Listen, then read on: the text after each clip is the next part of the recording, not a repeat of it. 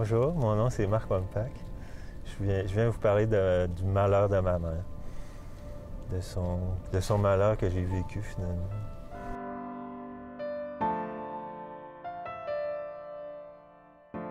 Mon père nous a fait venir dans le salon. D'ailleurs, c'est ça avait l'air très sérieux, là. Fait que moi, j'étais bien sénère. Puis il nous a dit ça qu'elle était morte. Puis lui, mes frères et ma soeur sont partis à pleurer, mais moi, j'ai pas réagi. J'étais comme déjà dans ma bulle. Puis je parlais du disque de Wall tantôt, mais j'étais déjà emmuré.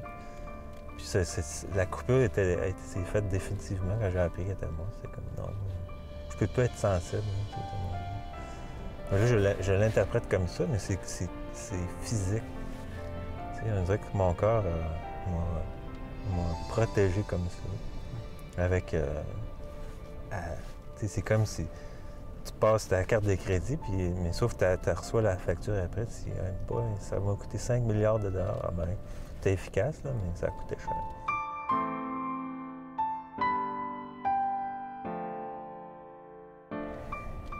Ben, j'étais dérouté. Suite à sa mort, les gens venaient me voir, mes condoléances, puis moi je les regardais. Je savais plus exprimer ma détresse d'enfant, j'aurais dit, garde ça pour toi, puis crisse-moi la paix. Je veux pas le savoir, t'sais. Si tu veux, dans le fond, si t'es capable de t'occuper de moi, fais-le, mais sinon, va-t'en. Tu me déranges. C'est moi qui est en deuil, pas toi. On dirait que les gens venaient m'embarrasser avec leurs réactions. Oui, pendant longtemps, j'avais une colère qui n'était pas reliée à rien de spécifique. J'étais en colère contre tout. Je voulais détruire l'univers tout entier. C'est aussi simple que ça. Ben, à partir de ce moment-là, j'avais plus de but. Là. Je ne savais plus quoi faire. J'étais désorienté, désemparé. J'ai continué. J'ai regardé plusieurs années plus tard mes notes à l'école, puis j'ai vu qu'il n'y avait eu aucun changement. Puis, intellectuellement, ça m'a pas. Je continuais à avoir des bonnes notes. Mais sauf que c'était clair pour moi qu'il n'y a pas de place dans ce monde pour moi. Mais ça a fait que je me suis isolé. Je tenais pas vraiment à entretenir des amitiés. Je me rends compte aujourd'hui, j'ai eu raison de croire en moi, même si c'est difficile d'avancer quand tu vois pas de sortie. Un peu comme si c'était en prison, tu dis, maintenant il y a bien trop de gardiens, le mur est trop haut, il y a des chiens partout, je pourrais jamais m'échapper de ça. Mais c'est tellement souffrant de dire de penser que ma vie était finie, je n'étais pas capable de confronter ça. D'ailleurs, c'est ce qui a fait qu'un jour que j'étais même plus capable parce que quand j'étais tout petit, là, à partir de 12 ans, quand je voulais mourir, ça me soulageait. Je me disais, je vais m'éliminer, puis ça me calmait. Mais à un moment donné, dans ma vie, ça me faisait juste souffrir de penser à ça. Je me sentais mal, puis j'avais l'impression de m'embourber. Fait que je me dis, même consciemment, à un moment donné, je me suis dit, non, arrête de penser à ça. Arrête même de contempler ces tissus-là. Ça fait mal, puis ça me mène nulle part. De quoi j'aurais eu besoin, là, enfant? Là? Surtout suite au suicide de ma mère, c'est juste quelqu'un qui est là, puis qui m'écoute. Puis si je parle pas, mais qui reste là avec moi. Puis si c'est pour prendre 15 ans là, que je parle, ça va prendre 15 ans, tu sais. C'est surtout moi, là, je le sens, aussitôt qu'il y a une moindre petite pression de l'autre, là, je m'afferme, tu sais, un peu comme mon chat comme ça.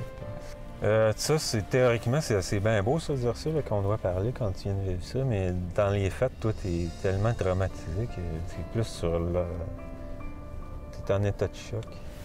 Fait que non, c'est pas de parler, c'est d'être reçu. Puis même, t'es pas... Puis tu sais, t'es comme un chien battu, là. C'est même pas ça que j'aurais aimé ça comme touche. Là, mais qu'on soit là, par contre.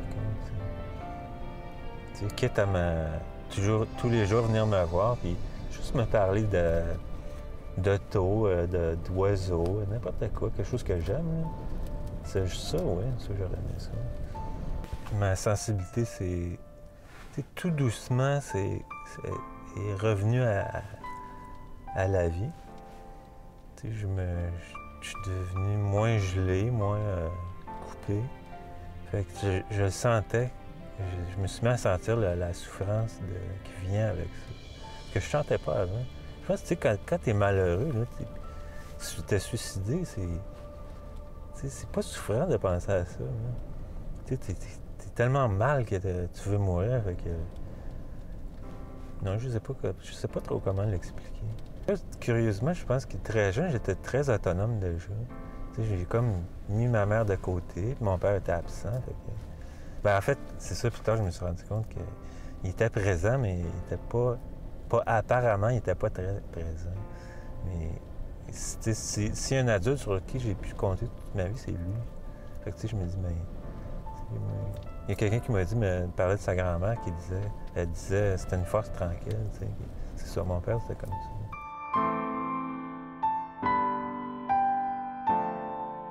J'en suis... Aujourd'hui, je me regarde aller, là, puis je reconnais pas, je me reconnais pas. Puis ça fait bien mon affaire. Puis on dirait que j'ai comme abandonné j'ai lâché mes rênes, je les ai jetées. Puis je me laisse aller, puis... Je me dis, tu sais, c'est comme si j'essayais de pas me mettre dans mon propre chemin. Je me dis, fais-y confiance. C'est comme si c'était une autre personne. Simplement qu'on peut se faire confiance. Qu'il y a quelque chose en nous qui sait ce qui est bon pour nous, qu'est-ce qu'on doit faire. C'est une petite voix qui est très ténue, là, qui parle pas fort. Mais cette voix-là, si on l'écoute vraiment, puis si on lui accorde toute notre attention, toute son importance, elle va nous guider. Puis, dans le fond, c'est ça. Quand je me regarde aller, je me dis, perds pas ton temps à réfléchir, puis à te demander où tu dois aller. Tu sais où tu dois aller. Laisse-toi aller, puis tu vas voir, puis je vois que j'ai pas besoin de m'en faire pour ça, dans le fond. Ben, que ça vaut la peine de persister. Puis c'est pas parce que t'es désespéré et que tu vois aucune issue à ta vie qu'il n'y en a pas. J'en suis la preuve vivante. Puis j'aurais jamais cru. C'est ça, c'est un peu... c'est décontenançant de te rendre compte que finalement tu avais raison de croire en toi et en la vie. Je suis encore sur le choc d'ailleurs. Mais c'était un bon choc.